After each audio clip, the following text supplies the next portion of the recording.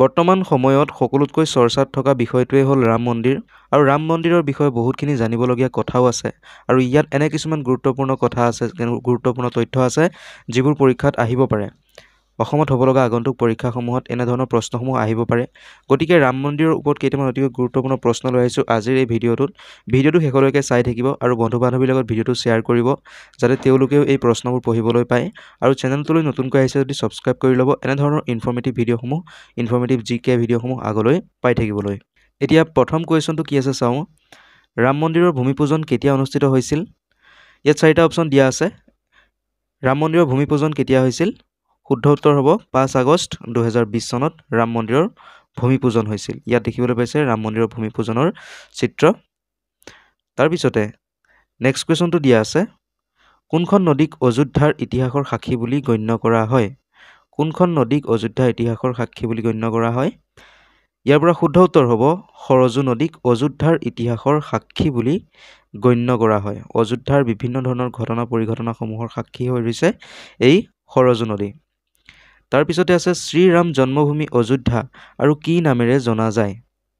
অযোধ্যাক আৰু কি নামেৰে জনা যায়, আন কি নামেৰে জনা যায় সেইটো সুধিছে। ইয়াত শুদ্ধ উত্তৰ হ'ব অপশ্যন এ সাকেত। অযোধ্যাক সাকেত বুলিও জনা যায়। তাৰপিছতে আছে ৰাম মন্দিৰৰ উচ্চতা কিমান হ'ব? ৰাম মন্দিৰৰ উচ্চতা টোটেল হাইট কিমান ৰাম মন্দিৰৰ?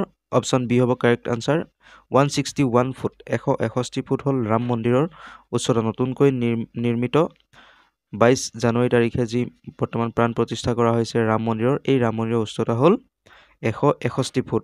আৰু এই মন্দিৰৰ দৈৰ্ঘ্য হ'ল 360 ফুট, প্ৰস্থ 235 ফুট, উচ্চতা 161 ফুট। এইকেইটা মনত ৰাখিব, দৈৰ্ঘ্য, প্ৰস্থ আৰু উচ্চতা অতিকৈ গুৰুত্বপূৰ্ণ। তাৰপিছতে আছে ৰাম মন্দিৰত কিমানটা স্তম্ভ আছে? কিমানটা স্তম্ভ আছে ৰাম মন্দিৰত? অপশ্যন বি হ'ব কাৰেক্ট আনচাৰ 392, 392টা মুঠ স্তম্ভ আছে ৰাম মন্দিৰত। নেক্সট কুৱেশ্যন আছে তলত উল্লেখ কৰা সকলৰ ভিতৰত কোনে ৰাম মন্দিৰ নিৰ্মাণ কৰিছে? ইয়াৰ পৰা শুদ্ধ উত্তৰ হ'ব চন্দ্ৰকান্ত চমপুৰা। অপশ্যন ডি হ'ব কাৰেক্ট আনচাৰ। কিনাৰত ফটোত তেখেতক আপুনি দেখিবলৈ পাইছে। এগৰাকী হ'ল চন্দ্ৰকান্ত চমপুৰা। তেখেত হ'ল ৰাম মন্দিৰৰ মূল বাস্তুকাৰ বুলি ক'ব পাৰি। তাৰপিছতে আছে কোন তাৰিখে ৰামলালাৰ প্ৰাণ প্ৰতিষ্ঠা হ'ব? ইতিমধ্যে কৰা হ'ল প্ৰাণ প্ৰতিষ্ঠা 22 জানুৱাৰী 2024 তাৰিখে। অতি গুৰুত্বপূৰ্ণ প্ৰশ্ন এইটো। পৰীক্ষাত যে নাহিব তাৰ কোনো কথাই নাই, এইটো আহিবই। ইয়াৰ 90% চান্স আছে। এইটো কুৱেশ্যন অহাৰ পৰীক্ষাত 90% চান্স আছে। গতিকে এনেধৰণৰ ইম্পৰ্টেণ্ট প্ৰশ্নসমূহ আপোনালোকে মনত ৰাখিবলৈ চেষ্টা কৰিব। অযোধ্যাত বিবাদিত ভূমিৰ লগত কোনটো ঘটনা জড়িত? কোনটো ঘটনা জড়িত? ইয়াৰ পৰা শুদ্ধ উত্তৰ হ'ব বাবৰি মছজিদৰ ঘটনাটো অযোধ্যাৰ বিবাদিত ভূমিৰ লগত জড়িত। তাৰপিছতে নেক্সট কুৱেশ্যন আছে অযোধ্যা কোনখন ৰাজ্যত অৱস্থিত? অযোধ্যা উত্তৰ প্ৰদেশত অৱস্থিত। উত্তৰ প্ৰদেশত অৱস্থিত অযোধ্যা। ৰাম জন্মভূমি অযোধ্যা। নেক্সট আছে ৰামলালাৰ প্ৰতিমূৰ্তিৰ উচ্চতা কিমান? প্ৰতিমূৰ্তিৰ উচ্চতা কিমান?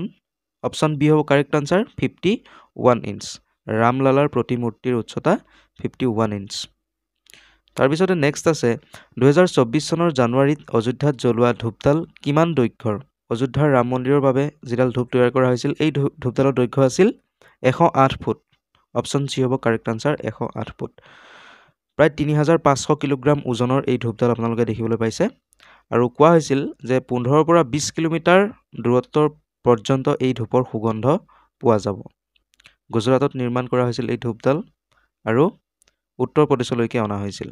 তাৰপিছতে বাবৰি মছজিদ ভাঙি পেলোৱাৰ সময়ত উত্তৰ প্ৰদেশৰ মুখ্যমন্ত্ৰী কোন আছিল? আৰু ইয়াৰ শুদ্ধ উত্তৰ হ'ব অপশ্যন চি কল্যাণ সিং।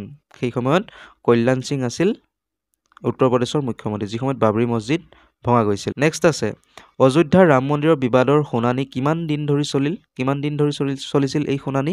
যি বিবাদ লাগিছিল এই বিবাদৰ শুনানি আছিল 40 দিন ধৰি চলিছিল। তাৰপিছতে নেক্সট কুৱেশ্যন আছে বাবৰি মছজিদ কেতিয়া নিৰ্মাণ কৰা হৈছিল?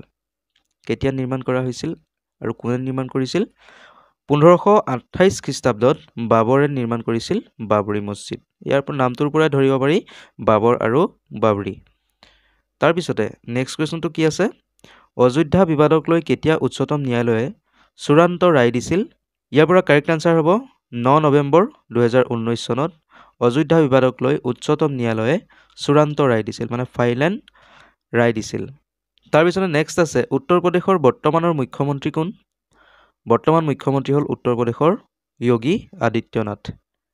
তাৰপিছতে আছে নেক্সট কুৱেশ্যন, উত্তৰ প্ৰদেশৰ বৰ্তমান ৰাজ্যপাল কোন? 4টা অপশ্যন আছে। শুদ্ধ উত্তৰ আনন্দীবেন পেটেল, তেখেত হ'ল উত্তৰ প্ৰদেশৰ বৰ্তমানৰ ৰাজ্যপাল। আৰু ভিডিঅ'টো এতিয়ালৈকে চাই আছে যদি ভিডিঅ'টো লাইক কৰক, প্ৰশ্নবোৰ বহুতো গুৰুত্বপূৰ্ণ। অযোধ্যাক আগতে কি নামেৰে জনা গৈছিল? আৰু ইয়াৰ পৰা শুদ্ধ উত্তৰ হ'ব ফৈজাবাদ। অযোধ্যাক আগতে ফৈজাবাদ নামেৰে জনা গৈছিল। আৰু 2018 চনত যেতিয়া যোগী আদিত্যনাথৰ চৰকাৰ আহিছিল তেতিয়া এই ফৈজাবাদ নাম সলনি কৰি অযোধ্যা নাম ৰখা হৈছিল। এইটো মনত ৰাখিব, 2018 চনলৈকে অযোধ্যাৰ নাম ফৈজাবাদ আছিল, তাৰপিছত অযোধ্যা হ'ল। যোগী আদিত্যনাথে কৰিছিল এই নাম সলনি। তাৰপিছত আছে কোন শৈলীত অযোধ্যাৰ ৰাম মন্দিৰ নিৰ্মাণ কৰা হৈছে? কোন শৈলীত অযোধ্যাৰ ৰাম মন্দিৰ নিৰ্মাণ কৰা হৈছে? ইয়াৰ পৰা শুদ্ধ উত্তৰ হ'ব অপশ্যন বি, নগৰ শৈলীত অযোধ্যাৰ ৰাম মন্দিৰ নিৰ্মাণ কৰা হৈছে। নেক্সট কুৱেশ্যন আছে, ৰাম মন্দিৰ নিৰ্মাণ কৰা ট্ৰাষ্ট সমিতিখনৰ নাম কি? ট্ৰাষ্ট সমিতিখনৰ নাম হ'ব ৰাম জন্মভূমি তীৰ্থক্ষেত্ৰ ট্ৰাষ্ট। এইটো হ'ল মষ্ট ইম্পৰ্টেণ্ট কুৱেশ্যন। এইটো মষ্ট ইম্পৰ্টেণ্ট কুৱেশ্যন। সমিতিখনৰ নাম আহিব পাৰে পৰীক্ষাত, ৰাম জন্মভূমি তীৰ্থক্ষেত্ৰ ট্ৰাষ্ট। নেক্সট কুৱেশ্যন আছে, অযোধ্যাৰ ৰাম মন্দিৰৰ বাবে ৰামলালাৰ মূৰ্তি কোনে বনাইছে? ৰামলালাৰ মূৰ্তিটো কোনে নিৰ্মাণ কৰিছে? অপশ্যন ডি হ'ব কাৰেক্ট আনচাৰ, অৰুণ যোগীৰাজ। অৰুণ যোগীৰাজে ৰামলালাৰ মূৰ্তিটো বনাইছে। ৰামলালা অৰ্থাৎ বালক ৰামৰ মূৰ্তি। তাৰপিছতে নেক্সট কুৱেশ্যন আছে, 20 শতিকাৰ শেষৰ ফালে অযোধ্যাৰ ৰাম মন্দিৰ নিৰ্মাণৰ আন্দোলনৰ নেতৃত্ব কোনে কৰিছিল? ইয়াৰ পৰা শুদ্ধ উত্তৰ হ'ব LK আদৱানী। 20 শতিকাৰ শেষৰ ফালে অযোধ্যাৰ ৰাম মন্দিৰ নিৰ্মাণৰ আন্দোলনৰ নেতৃত্ব দিছিল LK আদৱানীয়ে। 1992 চনত বিতৰ্কিত বাবৰি মছজিদ ভাঙি পেলোৱাৰ সময়ত দেশৰ প্ৰধানমন্ত্ৰী কোন আছিল? অতি গুৰুত্বপূৰ্ণ প্ৰশ্ন, সেই সময়ত দেশৰ প্ৰধানমন্ত্ৰী কোন আছিল? PV Narasimha Rao. Option C হ'ব correct answer. PV Narasimha Rao আছিল 1992 চনত দেশৰ প্ৰধানমন্ত্ৰী। সেই সময়ত বাবৰি মছজিদ ভাঙি পেলোৱা হৈছিল। নেক্সট কুৱেশ্যনটো আছে, 2019 চনত অযোধ্যা মন্দিৰ মছজিদত ৰায়দানত মছজিদৰ বাবে কিমান একৰ মাটি আবণ্টন দিয়াৰ সিদ্ধান্ত লৈছিল উচ্চতম ন্যায়ালয়ে? ইয়াৰ শুদ্ধ উত্তৰ হ'ব অপশ্যন বি, 5 একৰ মাটি আবণ্টন দিয়া হৈছিল মছজিদ নিৰ্মাণৰ বাবে। উচ্চতম ন্যায়ালয়ে এই চূড়ান্ত সিদ্ধান্ত দিছিল। তাৰপিছত নেক্সট কুৱেশ্যন আছে, অযোধ্যা ৰাম মন্দিৰৰ আধাৰশিলা কোনে স্থাপন কৰিছিল? ইয়াৰ শুদ্ধ উত্তৰ হ'ব নৰেন্দ্ৰ মোদী। অপশ্যন এ হ'ব কাৰেক্ট আনচাৰ। আৰু এইকেইটা আছিল আজি কেইটামান অতিকৈ গুৰুত্বপূৰ্ণ ৰাম মন্দিৰৰ লগত জড়িত প্ৰশ্ন, যিবোৰ পৰীক্ষাত আহিব পাৰে, পৰীক্ষাৰ বাবে অতিকৈ সম্ভাৱনীয় প্ৰশ্ন। আৰু আপোনালোকৰ বাবে ভিডিঅ'টোৰ শেষত এটা প্ৰশ্ন লৈ আহিলোঁ। এই 26 নম্বৰ প্ৰশ্নটো আপোনালোকে কমেণ্ট কৰি যাব, ৰাম মন্দিৰ প্ৰাণ প্ৰতিষ্ঠা দিৱস অনুষ্ঠানৰ মুখ্য আয়োজক কোন? 4টা অপশ্যন দিয়া আছে আৰু এই অপশ্যন 4টাৰ পৰা শুদ্ধ উত্তৰ কোনটো হয় সেইটো কমেণ্টত লিখি দিব।